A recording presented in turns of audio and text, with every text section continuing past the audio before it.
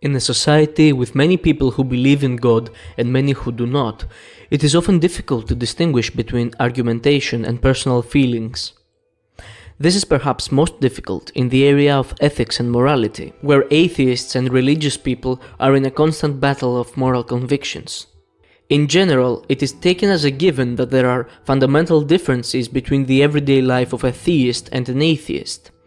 However, this distinction is usually referring to people who follow some particular religious doctrine, like a holy book, such as the Bible or the Quran.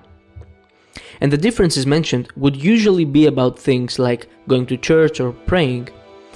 But what about those of us who have faith in God, but who do so without assuming much knowledge about His nature, or ascribing any anthropomorphic traits to Him? What does it mean to live as a theist, with no cultural or communal association in terms of religiosity? In order to answer that question, we must have a clear definition of theism itself. To put it as simply as possible, theism is the belief that God exists and that God causes the universe with intention. As a theist myself, I believe in a necessary metaphysical order, often called the Logos, and I hold that this Logos is causally responsible for the Logos of the physical world. In contrast to deism, however, I also posit that the metaphysical Logos is teleological, meaning that there is some kind of intention or value behind its connection to the physical Logos. This intention is often called a telos, hence the word teleological. And many people actually accept this view of reality. Even atheists and agnostics often find it compelling. There are many philosophical and naturalistic arguments in favor of it, and there is a distinct lack of superstition that is evidently missing in most of the world's religions. Most often, people call it something like a belief in a higher power. So, in terms of practice, what does it mean to be a believer in a higher power? How does this belief change our actions and our way of life pragmatically? Firstly, it means that the world is no longer about you. You are a living part of the world's physical Logos, which is in turn intended by God's Logos.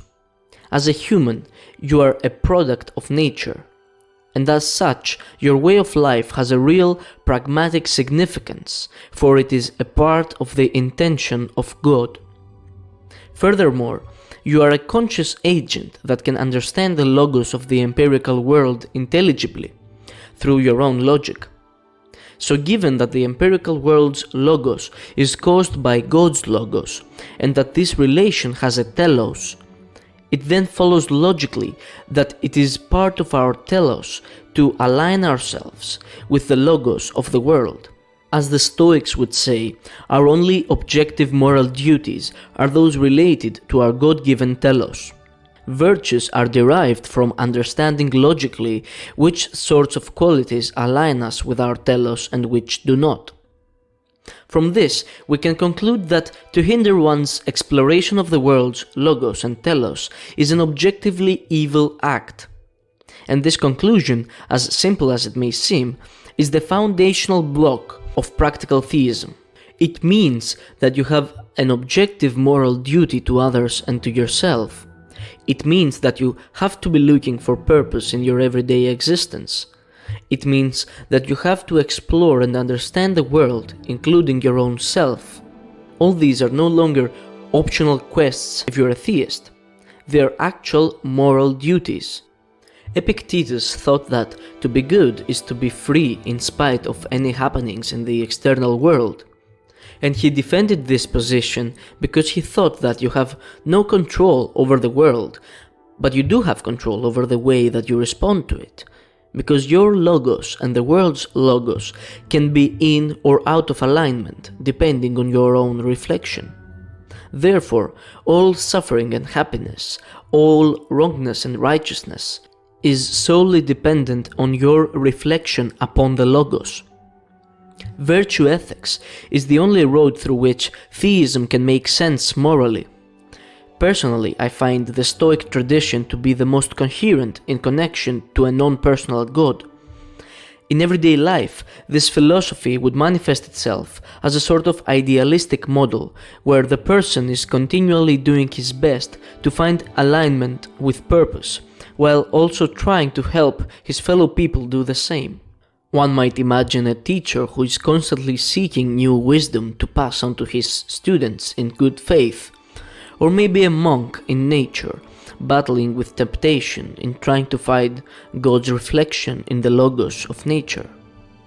More often than not, though, the theist will be a regular, hard-working person who loves with passion, learns with passion, and practices a solemn sort of gratitude to God. It might be the case that most people fall in this category without even understanding it. Perhaps it is the underlying assumption behind all action. For to live with no regard to the inherent logos or telos would be to do literally nothing, or even worse, to be in regard of some other constructed logos and telos, which lies in mere delusion. When one has faith in the fundamental divinity of existence itself, all other faiths and superstitions appear to be exchangeable and unworthy, which makes the person of faith strong and often difficult to deal with, because the person who believes deeply in God does not necessarily believe deeply in other ideologies that are trying to manipulate his actions and his thoughts. The faithful person does have high regard about his society and his people, but he cares way more about whether his actions and his thoughts are in alignment with the divine logos, and is in this respect a freer and more explorative spirit in a world that is full of dullness and meaningless suffering.